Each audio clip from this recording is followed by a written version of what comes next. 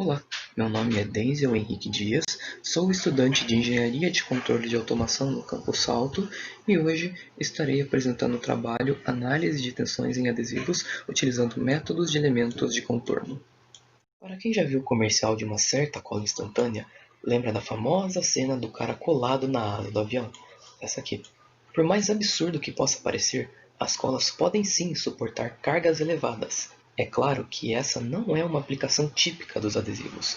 No entanto, as indústrias usam os adesivos como alternativa aos métodos de fixação tradicional, como parafusos, por exemplo. Na indústria, a união de materiais por meio de adesivos recebe o nome de junta colada.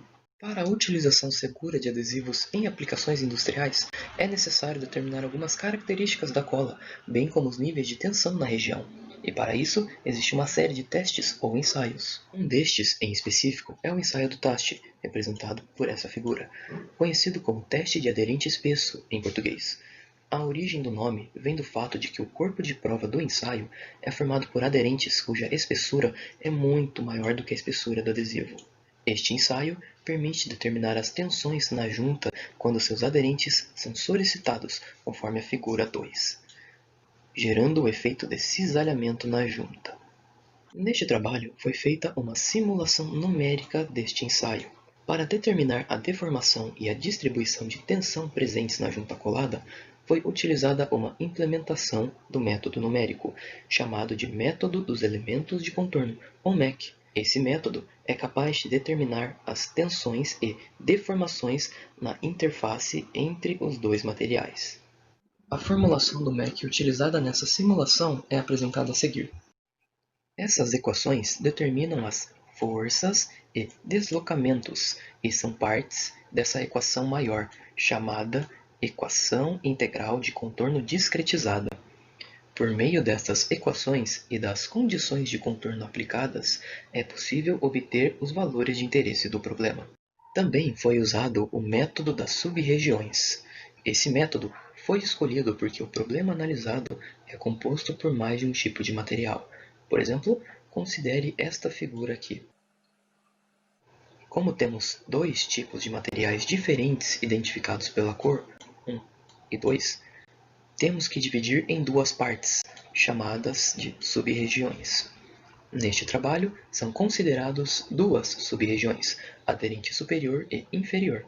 Utilizando o programa, foi analisado o seguinte problema proposto: simular o modelo TAST de acordo com a norma ASTM 5656, considerando um adesivo perfeito, como é mostrado nessa imagem.